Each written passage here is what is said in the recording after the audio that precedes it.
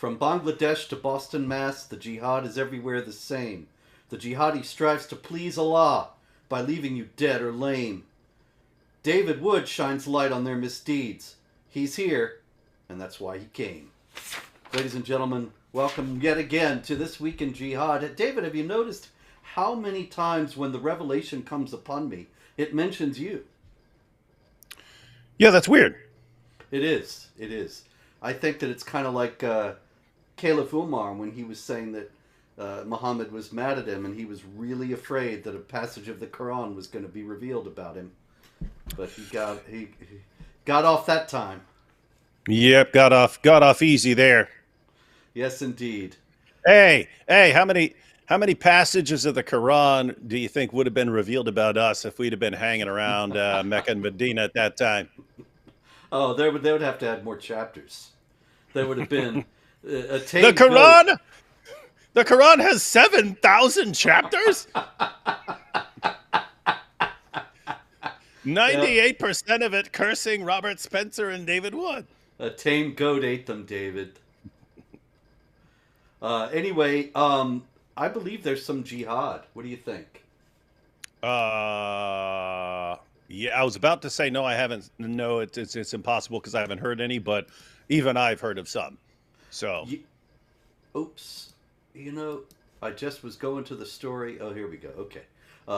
Anyway, David, actually, this is not strictly speaking jihad, but it's Sharia, and it is obviously, as we all know, all interconnected, because if you're Sharia adherent, you're going to be somebody who thinks jihad is something great to pursue. Anyway, did you hear about the great breast milk controversy in Pakistan?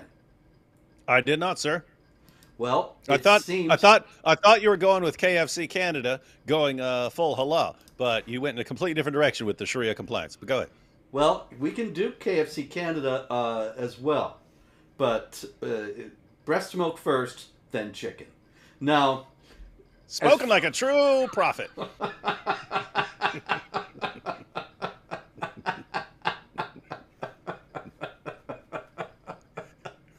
All right. So, what happened was a hospital in Karachi was setting up a milk bank for babies. And this was something that was designed to help babies who were premature, babies whose mothers were ill in some way, maybe not lactating, in any case, designed to save lives, in other words. And they knew that this was a hot button issue in terms of Islamic law. And so they checked the Karachi breast milk company. They checked. They said, we've been working on the bank for a year, said Dr. Jamal Raza, the executive director of the Sindh Institute of Child Health and Neonatology. And anyway, he says, we had been in intense discussions with the religious clerics from Jamia Dar ul Uloom Karachi for the last 8 months. The scholars had raised several concerns, all of which were addressed, and they got the go-ahead for the breast milk bank. Yes, indeed. But then, after the thing was inaugurated, just on June 12th, last week, the Jamia Dar ul Uloom Karachi withdrew its fatwa of assent, and the place had to close. Hafiz Muhammad Tahir Mahmood Ashrafi, chair of the Pakistan Ulema Council, he said, the objective of the doctors who wanted to set up the human milk bank may be in good faith, but we concur with Jamia Darul Uloom Karachi and do not think it needs to be encouraged. And he said that the problem, of course, is that you got all these different sources for the milk, and they're going to be combined. Not only that, and then they said, okay, we won't do that. We'll keep track of who they come from, but also they had to keep track of who they went to. And everybody who they went to would then have to be listed as the foster child of the donor. And the whole thing that's what I was thinking. That's what I was thinking. That's what I was thinking the entire time you were telling the story. Is like, given their rules, this is not going to work out because everyone's going to end up being related to everyone else through fosterage. If anyone out there doesn't know what we're talking about, in Islam, if a woman breastfeed, if my mother were to breastfeed some other guy, or he were to drink her breast milk for some reason or something like that, then we're like foster brothers or something like that. If it was a girl who was breastfed by my mother, then that girl is now off limits to me because we're kind of brothers and sisters through fosterage.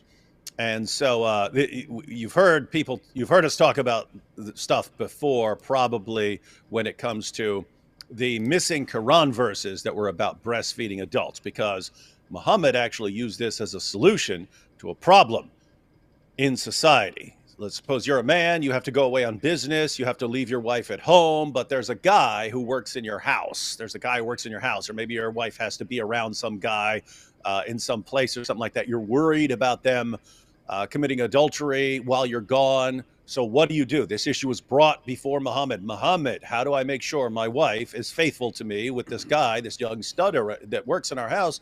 How do I know she's going to be faithful while I'm gone? Muhammad said, don't worry, I'll ask the great God Allah, who revealed, just have your wife breastfeed this young stud 10 times, and then he'll be her foster son, and there won't be any sexual attraction between them. So if you want to do away with the sexual attraction between a man and a woman, just have her repeatedly stick her big round breasts right in his mouth. And then there won't be any sexual attraction. Then you know you're safe. You know your wife is totally safe. There won't be any temptation. And so, funny story. This was eventually abrogated from 10 to 5, and they were both in the Quran. And then when Muhammad died, it's Sunan Ibn Majah, 1944. Don't take my word for it, but Muhammad died, and the story that Aisha told was while everyone was preparing his burial, oops, I had the only copy of these verses about breastfeeding adults, and my sheep came in and ate it. Oopsie. Classic dog ate my homework. Do away with an inconvenient revelation excuse. Good job, Aisha. Yeah. She really, she did a great service, really, to Muslim women in that regard. Yeah. I mean, seriously, can you imagine that? If Muhammad's wives hadn't conspired to remove that stuff from the Quran. It's occasionally an issue. You remember it came up like 15 years ago or so in Egypt when a cleric was saying, hi, guys, this is still a rule. If your wife has to go work at Radio Shack and there's a guy who works there, she needs to breastfeed him. And everyone jumped all over him. What are you talking about? We don't know what you're talking about. Yeah, because you don't remember it anymore. But if Muhammad's wives hadn't conspired to remove that from the Quran, this would still be an ongoing thing. And da'is would be defending it just as forcefully as they defend having sex with prepubescent girls. It would just be all over the place. So fortunately they took that out, but it is still an issue. It is still an issue, as you just pointed out. A place like Pakistan, they want to have a breast milk bank, but every child who gets some of this milk from various mothers and so on is now off limits as a future partner of any of the offspring of any of those women. And so you have to it seems like a lot of work to keep track of who is now related to who. The crazy part isn't that like the cousin marriage capital of the world, and all of a sudden they're worried about fosterage, where you're not actually biologically related, you're not actually causing any birth defects by having these close relations. So, hey, let's do away with the let's do away with the actual biological. Wait, what are they doing? Wait, we want the actual biological relationships that cause birth defects. Let's just make sure we don't have the imaginary relationships that don't cause birth defects. That's the one we're concerned about, because that's the one that Islam actually forbids. It's just all the same, all this craziness all the time. And I should note also in that connection that one of the reasons why this is still a controversy, you're quite right, that because it's not in the Quran, you don't get people saying it very often. And there was the big controversy in Egypt when they did say it a few years ago, and people were saying this is crazy, we got to rein in these crazy imams with their insane fatwas. But the crazy imams with their fatwas are not coming from nowhere. This is still in Sahih Muslim. which is, of course, an extremely highly regarded hadith collection. And it's got Aisha reported that Salim, the freed slave of Abu Hudhaifa, lived with him and his family in their house. She, the daughter of Suhail, came to Allah's apostle and said, Salim has attained puberty as men attain, and he understands what they understand, and he enters our house freely. I, however, perceive that something rankles in the heart of Abu Hudhaifa. In other words, he had the hots for her. Whereupon Allah's apostle said to her, suckle him, and you would become unlawful for him, and the rankling which Abu Hudhaifa feels in his heart will disappear. She returned and said, so I suckled him, and what was there in the heart of Abu Hudhaifa disappeared. And so there are many Muslim clerics who say this is the way to prevent immorality, breastfeeding. Yeah, and think about how hilarious this is. He's saying, hey, you know, if you breastfeed him, then, you know, he'll be forbidden to you. It'll be unlawful for you guys to do anything. Well, it was already unlawful. She's married.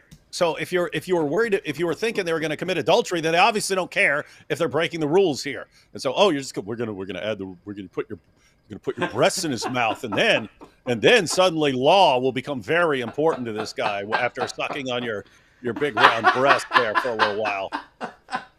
Yeah, maybe he can lay with you at night, and you could cuddle him like a baby, and so on, and then everything will be fine. This is stupid. By the way, there are a bunch of those hadiths, and there's an especially creepy one where the woman goes, he says breastfeed him. He says breastfeed him, and she goes, but he has a beard. And it says Muhammad said, I know he has a beard, and smiled. So imagine how creepy this is. Like, I know he has a beard. By the way, I want to be sitting in the chair in the corner watching all of this. What a creep, man. It's going to be a great movie, the biopic. All right, so let's go to chicken. Speaking of breasts, chicken. You're back to your awesome transition. KFC Canada, yes, ladies and gentlemen.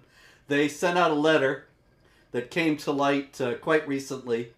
Says here, we excited to inform you that effective May 15th, and so now this has been, 2 months now, KFC Canada will be launching halal certified chicken across KFC restaurants in Ontario.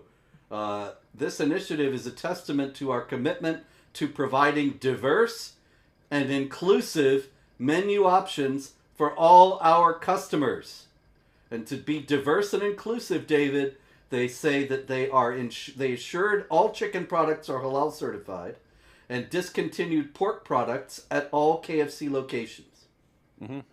So they're more diverse by offering less. Yeah, and they're more diverse by having everything done according to the ramblings of an illiterate 7th century Arabian caravan robber. Everything has to be done his way. So what's that, Burger King? Have it your way? No, at KFC now it's have it Muhammad's way, and there is no other way. It's all one way. So now, guys, you know, to be halal, it has to be slaughtered by a Muslim who pronounces the Bismillah, name of Allah, over the chicken as he's killing it, and so on. So, yep, that's definitely increasing the diversity. Everything has to be exactly one way in accordance with Sharia, because that's that's just a fount of diversity, Robert. Indeed. It's interesting to note that this push for diversity ends up being incredibly monochromatic. And, of course, this is because the one group, the Muslims, or at least Islam in its classic form, is completely supremacist and unyielding. And so it doesn't really have any room for diversity at all. Once you allow for it, everything else has to go. Yeah, and I don't want to give any spoilers, but we may have recorded Muhammad Meets Queers for Palestine. As I'm getting the Boom Boom Rooms started back up here again. Robert, you'll be making some appearances because I've got several that I've recorded and just haven't released yet. But we recorded Muhammad Meets Queers for Palestine, and that video, that episode may or may not have been sponsored by KFC Canada, and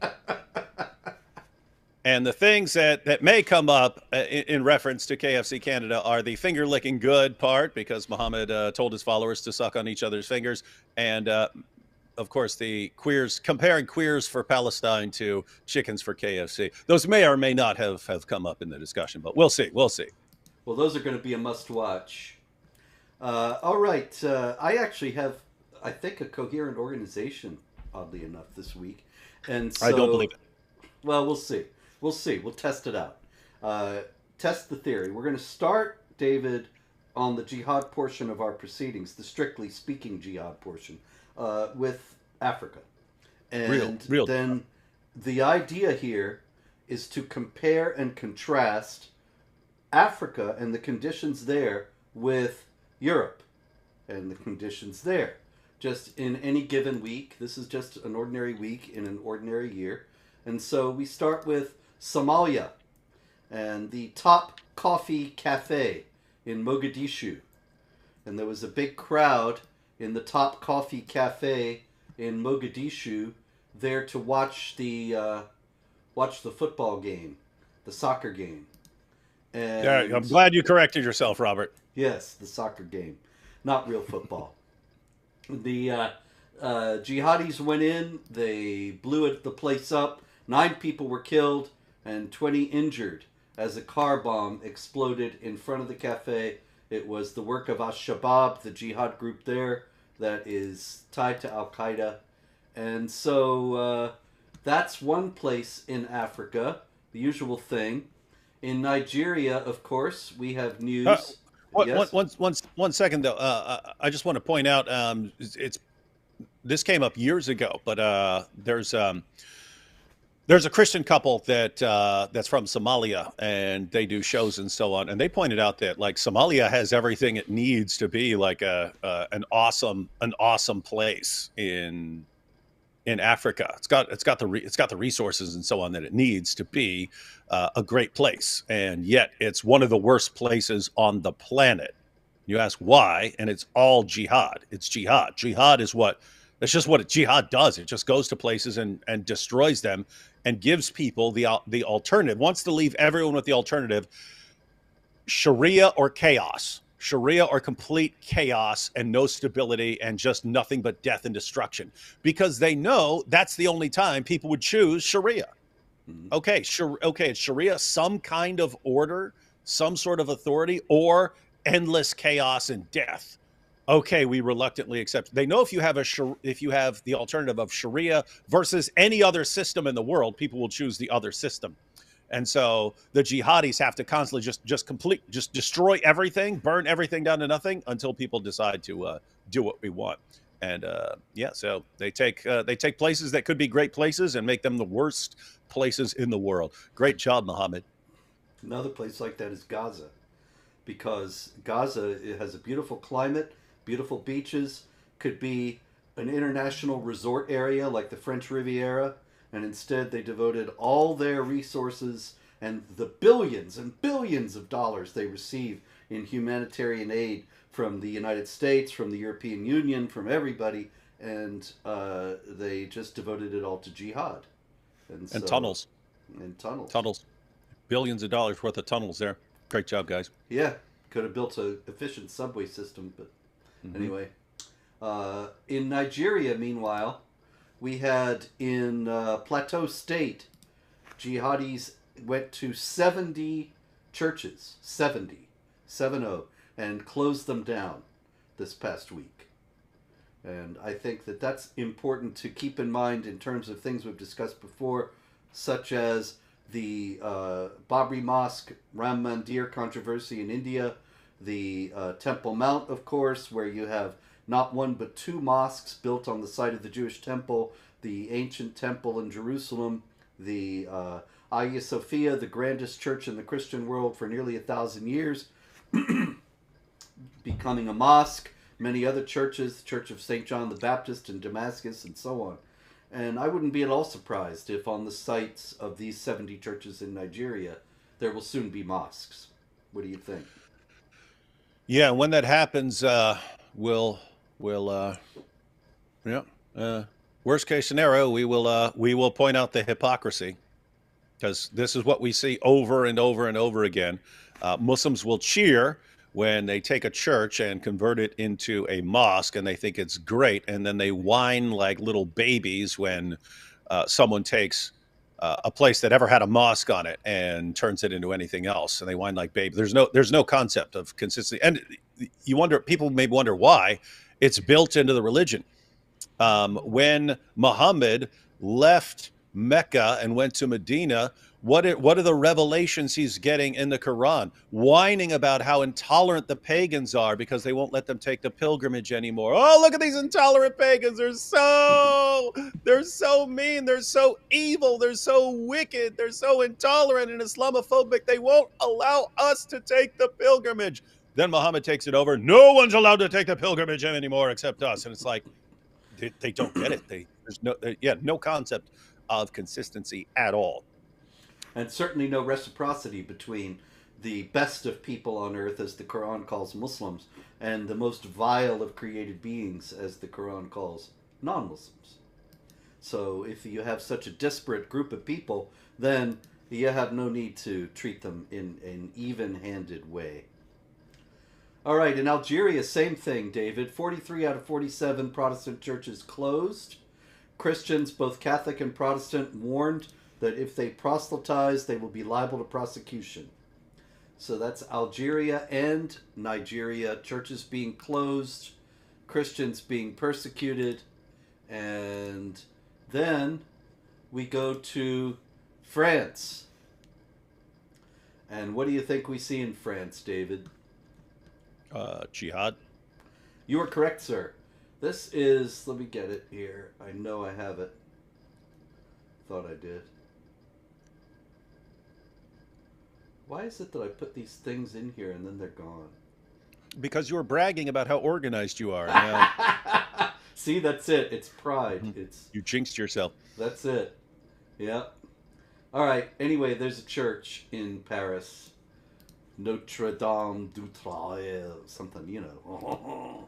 Anyway, this guy, last Sunday, he went into it, and then again on Monday, and he wrote with a black marker on pillars of the church. He wrote, "Submit to Allah, infidels. Prayer 5 times a day. Bastard Jesus, only one God, Allah. Big Babylon destroyed Satan the church. The church here we are burning, the first part. The last prophet Muhammad. The head cut off from those who exceed. I will make war on you, Christian world. We Muslims, we cannot accept this whore of religion. Go to hell, Satan burns." I do have to point out, for everyone who's thinking, wow, this guy sounds like an idiot. I mean, keep in mind, this guy is a University of Paris scholar compared to his prophet, so don't condemn him. I do want to point out one thing, though. The guy said, "Bastard Jesus, one God, Allah." Somebody earlier said to me, well, that means he wasn't really a Muslim, because Muslims would never talk about their beloved prophet. Wrong. Absolute nonsense. Absolute nonsense. I get messages from, I could start screenshotting them. I get messages from Muslims all the time saying Jesus is gay or Jesus is gay, and it's just endless. And keep in mind, these are the same guys who will lie about anyone in the Bible in a heartbeat if it's somehow in their mind linked to defending Muhammad. So these are the same guys who will say that Abraham sent his servant to get a 3-year-old bride for Isaac. Complete nonsense, according to the text, but they'll say that. So Abraham, he's a pedophile. Isaac's a pedophile. Everyone's pedophile. They'll just, yeah, so no, they don't respect the people they claim to respect. They respect one guy, Muhammad. Everyone else is under the bus. That's it. Also in France, we have, I know I have her picture. I know I got it. Here she is. Séverine. This is a French name, David. That's the defense attorney there. Séverine Leroux. Leureux. Séverine. In French, that's pronounced fin, I hear. Exactly. So Séverine Leroux, whatever. She's the defense attorney for this chap named Mukhtar B. They didn't give his last name. He's from Morocco, although he was born in Algeria. And he was arrested by the cops for shoplifting. And when he was arrested, he said, "Allahu Akbar, I'm going to blow you all up, you infidels." Mm-hmm. And so he's being charged with justifying or glorifying terrorism, which is a crime in France. Actually, they call it apology for terrorism, as in apologetics. Yeah, you said crime in France. Not for long, though, Robert. No, not for long, but it is for the moment. And so I think it's basically there's this rule in law that you can't charge someone with something that was made a law after they already did it. So if I'm doing something today and tomorrow it becomes against the law, you can't charge me for it after, for something I did before it became a law. But in France, what they'll want to do is say, hey, this isn't going to be a law 5 years from now, so why would we charge anyone for this now? Ah, that's a good point. But anyway, they've done it. And so Séverine Leroux, whatever, she says that this is a choice of words. That is, Allahu Akbar, I'm going to blow you up, you infidels. This is a choice of words that plays into the hands of the extremists and is regrettable. It's regrettable, she says. But then she goes on to say, I don't see what's terrorist about the fact that he said Allahu Akbar. And then the French paper, La Dépêche, very helpfully says Allahu Akbar means God is great.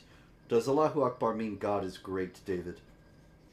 No, it means Allah is greater than your God, greater than your system, greater than anything that you like or worship. And we're quite familiar with this being a standard slogan to shout when slaughtering unbelievers in the name of Allah. Indeed. And so it is indeed something that's designed to fulfill the Quranic imperative, strike terror in the enemies of Allah. Muhammad Atta, the 9/11 hijacker, actually wrote himself a letter that survived it was in his luggage that got flagged. He was allowed on the plane and his luggage got stopped. So in the luggage, he had this letter pepping himself up that said, remember to shout Allahu Akbar because it terrifies the infidels. Yep. Yeah. So, because you're good enough, you're smart enough, and people like you. Just don't forget to shout Allahu Akbar. Don't forget, you idiot, you can do it. Because Séverine says that ain't terrorism, but seems to me that's exactly the whole point, to strike terror. That's not me making it up. That's Muhammad Atta and many others. All right, over in Paris, meanwhile, also in France, you have high security for the Paris Olympics. You know who's providing the security for the Paris Olympics, David? Israel. Close. It's Qatar. Oh, nice. You know what's funny? When you said it, I knew it wasn't Israel, but I was thinking those are the guys who are best equipped to defend against constant terrorist attacks and so on. And so if you really wanted security, that would make most sense. But come on, this is France. They're going to do what makes least sense. And then so there is a Qatari police vehicle at the Eiffel Tower, and there are Qatari police all over Paris. Apparently they're this Muslim Brotherhood supporting nation. They're going to stop the jihadis. But certainly it's a remarkable precedent has been set, because it was just a few years ago the French had many troops in Africa fighting against jihadis in Niger and Mali, elsewhere, and they just gave up not long ago, withdrew them all, and now you have jihad supporting nations going to France to protect the French. It's an interesting sign of how things are going. But I'd probably go with ISIS to protect people there. You know what they actually should do, like seriously here, because they're not going to do anything that involves common sense, but something that could work. Find out the terrorist group that is most likely to attack the Olympics and get a different Islamic terrorist group that hates that terrorist group. Because you know how the terrorist group's always Yeah. slaughtering and killing each other? Get the terrorist group that is opposed to that terrorist group and say, hey, we want you because those guys are going to be attacking. We know you hate those guys. If you want to kill some of those guys, now's your chance. That'd be the only way they pull this off. That's a great idea. You know, that really, if they're worried about ISIS at the Olympics, they should have gotten Iran to provide security. And then you got Shiites fighting Sunnis. It would be perfect. Or better yet, they could have like a small little army from each terrorist group, and then when they find out who's attacking, they're like, "Oh, it's ISIS. Okay, bring in the Shias," and then they come in there. Or if it's this group, okay, now get these terrorists who hate them, and so on. Be like, that's your only chance. Yep. But they do have ISIS. They just arrested 2 ISIS suicide bombers who were plotting to blow up the Paris Olympics. And they were arrested, but I believe it was just yesterday. Let me make sure here. Today is Wednesday the 17th. This was actually 2 days ago, the 15th. CNN reported that a French soldier who was part of the anti-terrorism force was stabbed in Paris. So I don't know how effective these French are going to be, even with their Qatari friends. Well, hang on, Robert. To be fair, this guy did get stabbed by a Muslim shouting Allahu Akbar, someone who had previously been convicted of murder and was somehow out. But I saw right after it was released that police, fortunately, have ruled out terrorism as a motivation. So nothing to worry about. Yeah, he's getting psychiatric care, so everything's all right. Yeah, because anyone who reads the Muslim sources and concludes that they have to wage jihad must be insane, since it's so clearly and obviously a religion of peace. Indeed. Quite so. There's just no doubt about it whatsoever. All right, so the contrast is clear. We have a series of stories from France of Muslims being violent, jihad being waged, people being attacked. We have a series of stories from Nigeria, one from Algeria, one from Somalia, in which exactly the same thing is happening. It's like it's everywhere. Isn't that weird? You would think, though, you know, with all the talk about Islamophobia, that we would talk about jihad in Africa, fair enough. But then you go to Europe, you would think you would have all sorts of stories of Muslims being persecuted. Now, of course, that should not be happening, but it is not happening. And what's odd is that it seems to be the Christians and the non-Muslims being attacked everywhere. Yeah. It's really, really, really weird. And I just have to say it again for the 487,000th time. Guys, this is the difference to point out. This is the difference to point out when someone goes, oh, look, these guys are slaughtering people in the name of Allah. And then some idiot goes, oh, but all religions have their extremists. Look at Westboro Baptist Church or something else. Guys, once again, when you have some weird church that comes out of nowhere, you don't see people around the world getting the exact same idea. Why? Because it's not actually coming from the Bible. If it were, then you'd see everyone getting the same idea around the world. And you don't see, when some weird church with weird beliefs pops up, you don't see people from around, the Christians from around the world, all flooding to that area to join the movement and so on. That's what you find in Islam. Wherever Islam goes, there's always this portion that are calling for jihad and calling for the violent subjugation of the world. They somehow all get the exact same idea. And when you have an organization like ISIS rise up and say, hey, we're the new caliphate, suddenly you get Muslims flooding into the area from around the world. They somehow had the exact same idea about what Islam teaches as ISIS. Where'd they get the idea from? That's the question. Where indeed? It's a great mystery. Yep, that we'll never solve it. Here is another mystery as to why this happened. And of course, the cops are searching for the motive. But this is in Queens, New York.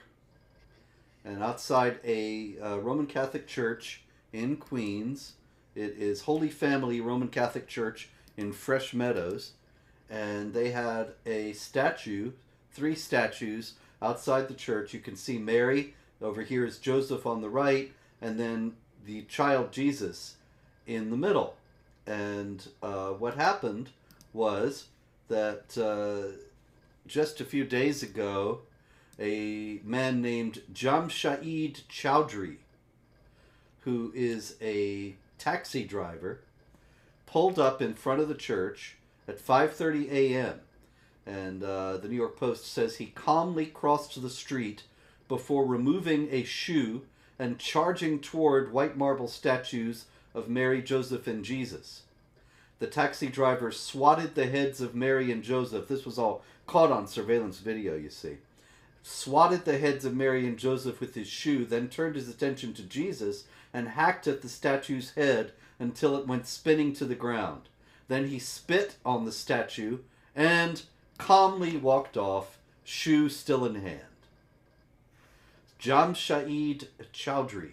Jamshid, by the way, David, I see somebody in the comment section saying Chowdhury is not a Muslim surname. That's actually not true. Like Anjem Chowdhury, the biggest Islamist of our time.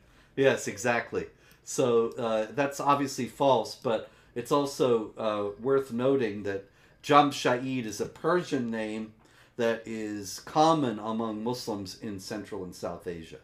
So anyway, what I wanted to ask you is, what on earth is going on here with this guy being so calm about this? The New York Post says that he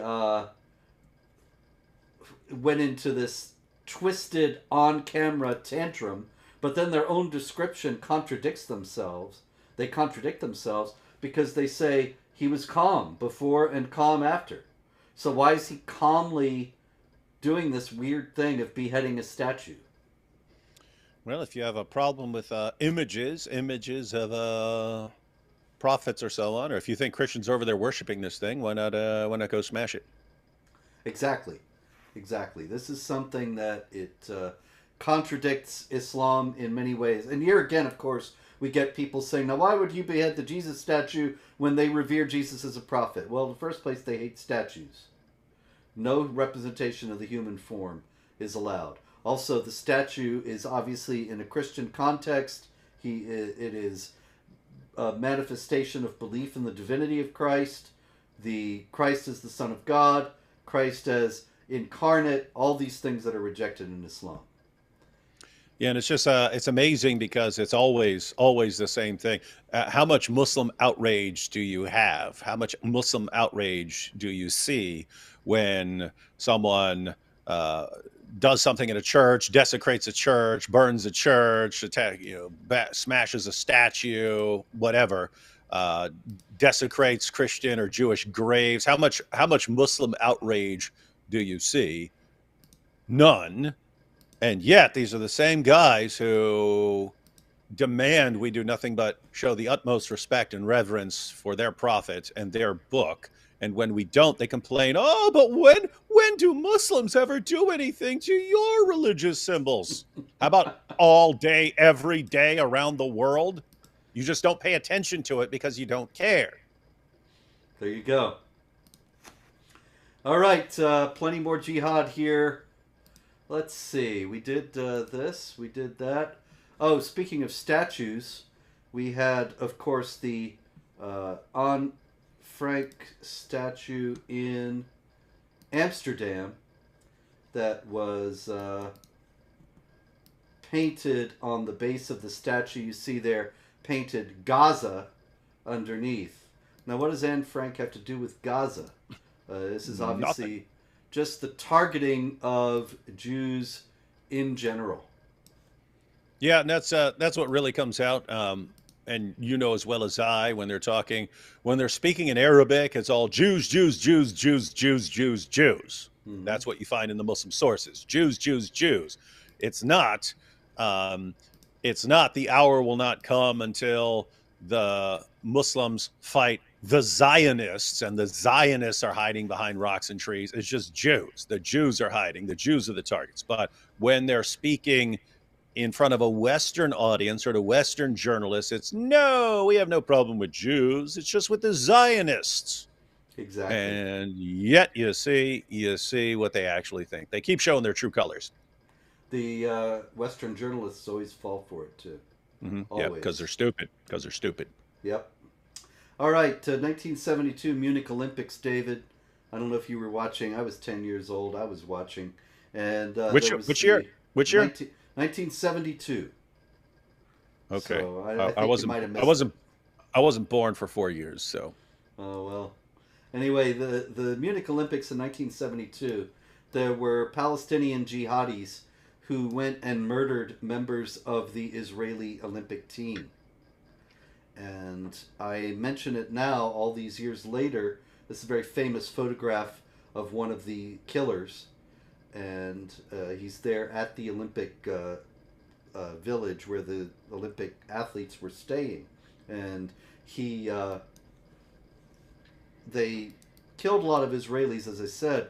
In any case, there was going to be in Paris at the Olympics this year a memorial ceremony honoring the Olympic athletes who were murdered at that time. But it was moved because of fears that it would be targeted by Islamic jihadis. So the memorial for the Olympic athletes killed by Islamic jihadis is going to be held in secret for fear of Islamic jihadis. That's good. That's good. That's wise. It's if you're a coward. Yeah, it indicates the If you're a coward who's Yeah. just saying, if you're a coward who's constantly trying to appease terrorists, then yeah, it's a good move. Indeed, and that's what we got. That's what the world is awash with these days. Speaking of which, speaking of appeasement and denial, let me get this guy, Zaniar Matapur. There he is. This is Zaniar Matapur. And Zaniar Matapur is from Iran, and he lives in Norway. And in 2022, he went to a gay festival in Oslo, and he killed 2 people and wounded 9 at a gay bar, the London Pub in Oslo. And When you started that story, Robert, I thought this was going in a very different direction, but go ahead. well, actually, it is going in a different direction from what you might expect, because this is not really about the murders, which took place in 2022, but he was found guilty of terrorism this past week. And I thought it was amazing that the AP story, the Associated Press, headlined its story, Iranian-born Norwegian man found guilty in 2022 Oslo LGBT plus festival attack. So this is the Iranian-born Norwegian. Looks Norwegian to me. Yes, he's clearly quite Norwegian. I expect him to start singing songs from The Sound of Music. No, that's Austrian, isn't it? But it's all blondes. Anyway, this is just more of this denial and obfuscation, that they call this guy Norwegian, which, you know, that's like calling, if I happen to be standing in the garage, calling me an automobile. He's in Norway, but he's not Norwegian. And not only that, but Zaniar Matapur would not even say that he's Norwegian. Because I would lay odds, I'd bet you money right now, David, that he considers himself to be a citizen of the Ummah, the global Islamic community, and thus not a Norwegian at all. But what's the thing they want to avoid saying that he is? Muslim. Precisely.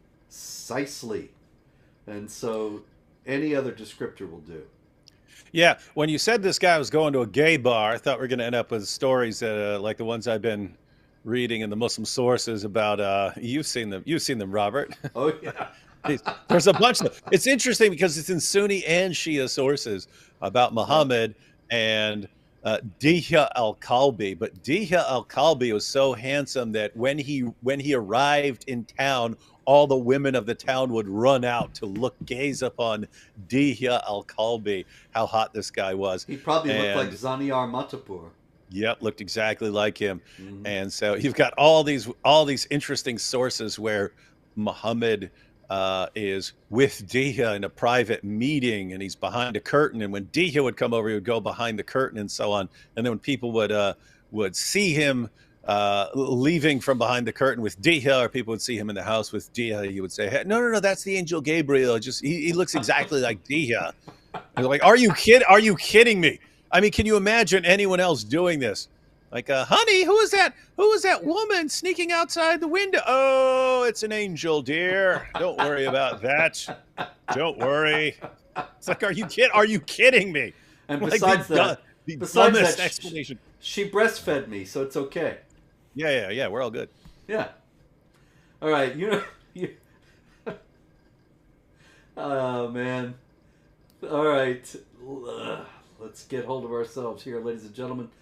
We've got University of Washington in the United States, and we have, what's her name? Isha Hussein. I know I got Isha Hussein here somewhere.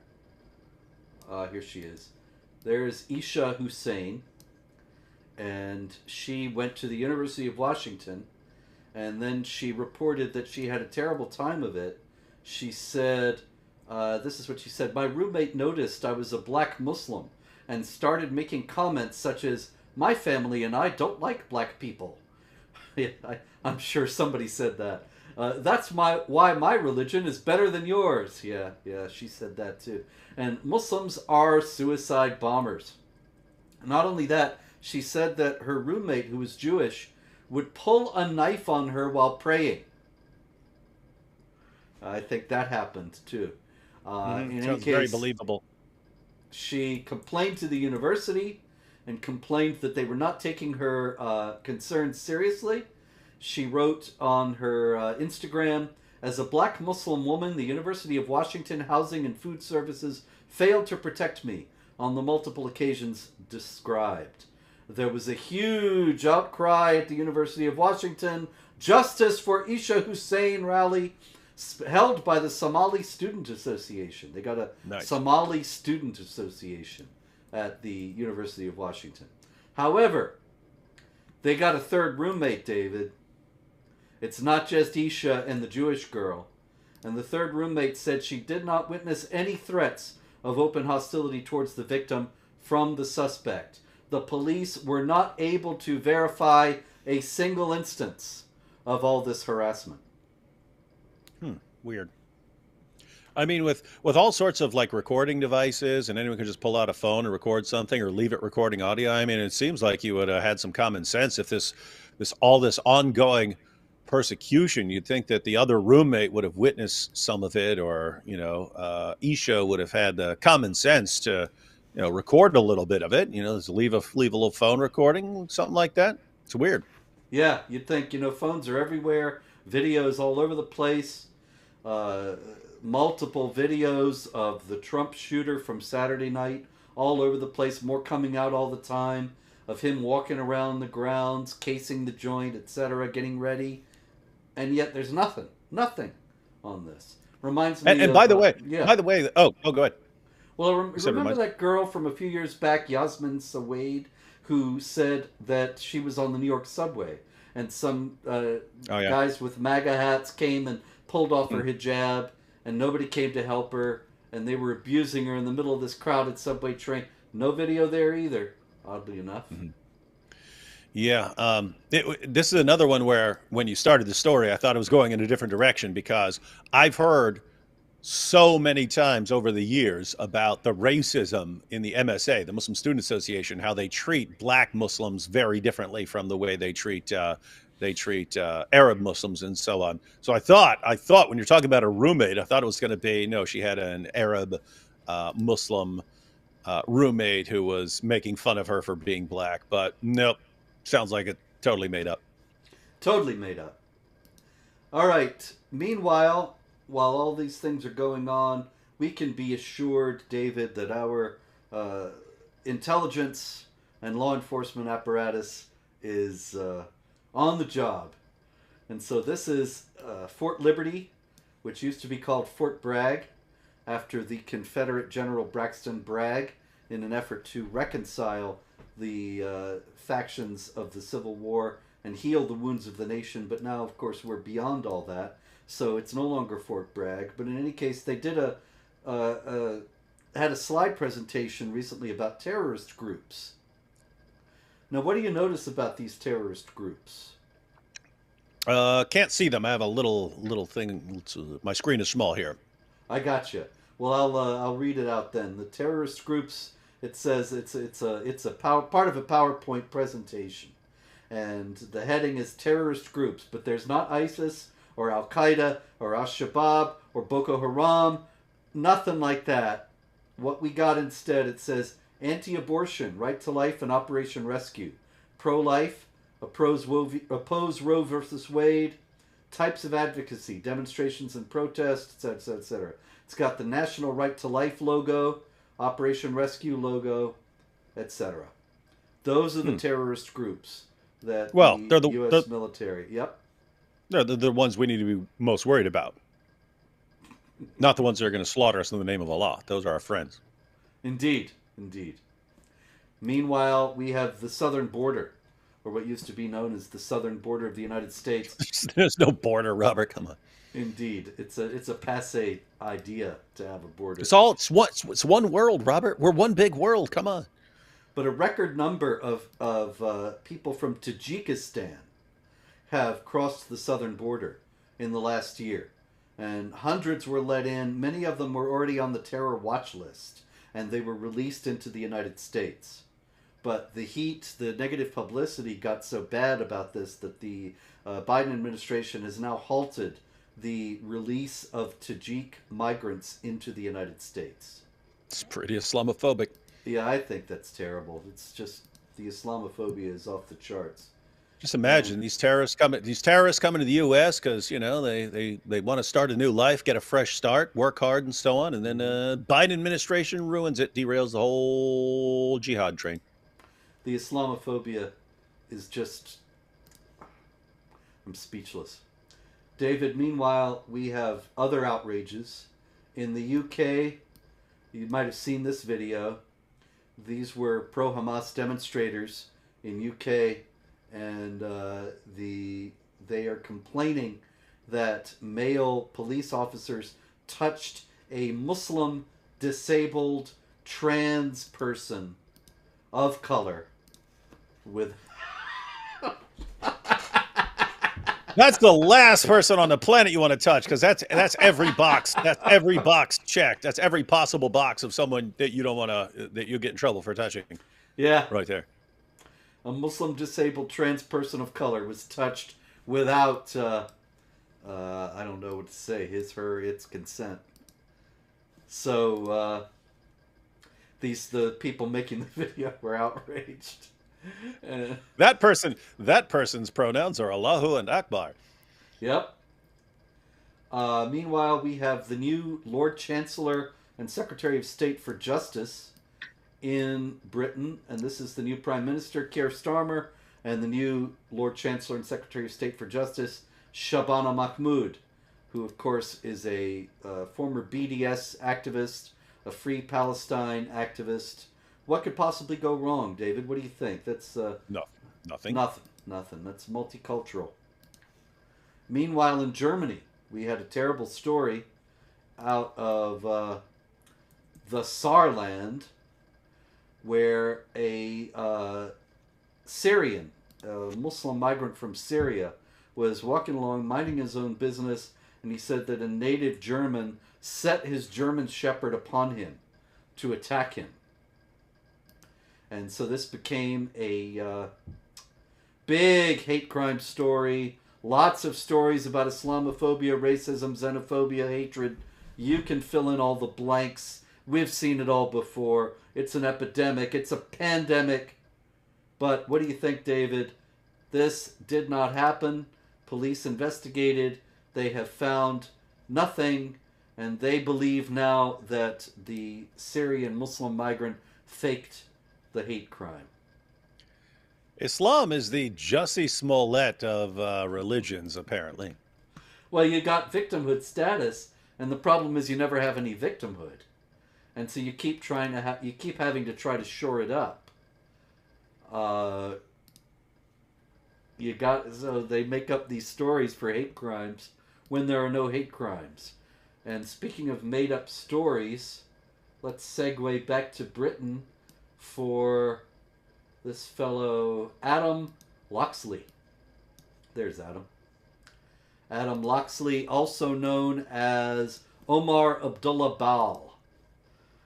And his brother, Hassan Bal, asked him to pick up 1,000 pounds, that is not weightlifting, but money, 1,000 pounds in cash, earmarked for ISIS.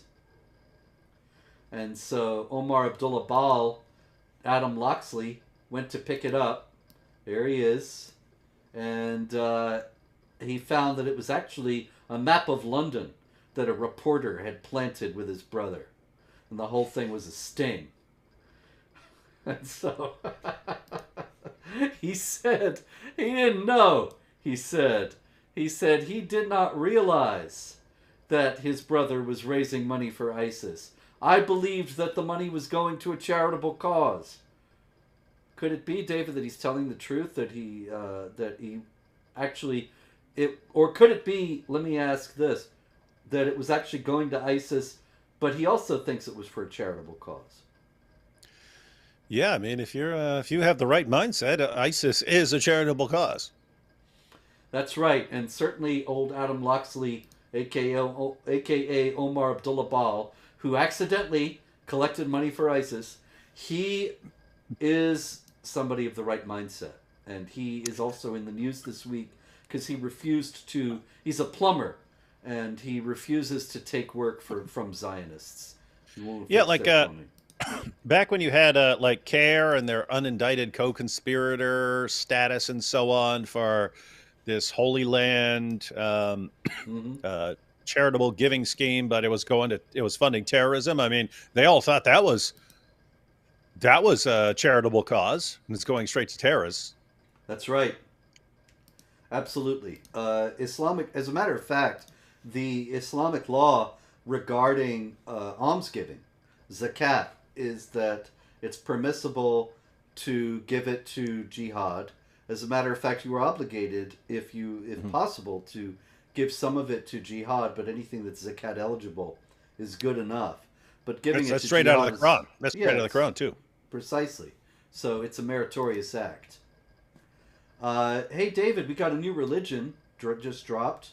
The Ahmadi religion of peace and light. Have you heard of these guys? It's not the Ahmad. It's not the regular Ahmadis? No, these are out of Egypt. Oh, okay. Cool. And I'll read you what Bitter Winter, which is a site that tracks religious persecution. Bitter Winter says, the Ahmadi religion of peace and light is a Shia derivative new religious movement, not to be confused with the Sunni derivative Ahmadiyya community that is in Pakistan. Yeah, change your name, guys. You're only going to confuse people. Yes, but the Bitter Winter calls it AROPAL, which is the acronym Ahmadi Religion of Peace and Light. But it just makes me think of ROFL, rolling on the floor laughing. But anyway, AROPAL originated with the teachings in Iraq of Ahmad al-Hassan, whom devotees regard as the Yamani, a John the Baptist-like character who paved the way for the appearance of the Imam al-Mahdi, the eschatological figure who will restore a divine just state in the end times.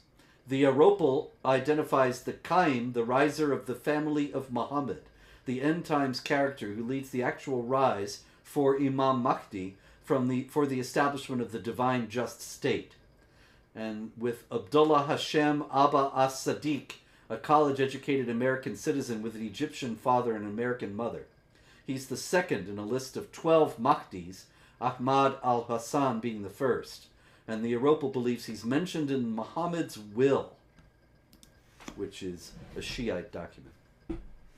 Yeah, I believe I'm also mentioned in Muhammad's will, but sadly, it was corrupted by these guys. These guys corrupted it, tried to write me out of it. But no, Muhammad said, hey, eventually a guy, David Wood, will come, and Robert Spencer as well, and you need to listen to whatever they say. And I say, shut it down, guys. Shut it all down. I thought a tame sheep had eaten the part where I was mentioned in Muhammad's will. Yeah, that happened. Anyway, And then Uthman burned all the parts that I was in. yes, well, that guy, he was the worst Quran desecrator ever. That guy. Ooh, if I could build a time machine powered by 1.21 gigawatts of Islamophobia and go back and straighten that out. Anyway, I brought up the Ahmadi religion of peace and light because, as you might expect, they are being persecuted by the Sunnis in Egypt. Because yeah, the religion of death and destruction. yes, yes, the Islamic religion of death and destruction, and it is persecuting the Ahmadi religion of peace and light. Any religion of peace and light is going to get persecuted by these guys. But God willing, we're going to be here next week to track more jihad, to let you know about these things that the establishment media dares not tell you, so that you can be informed and aware. Ladies and gentlemen, till then, pray, hope, and don't worry.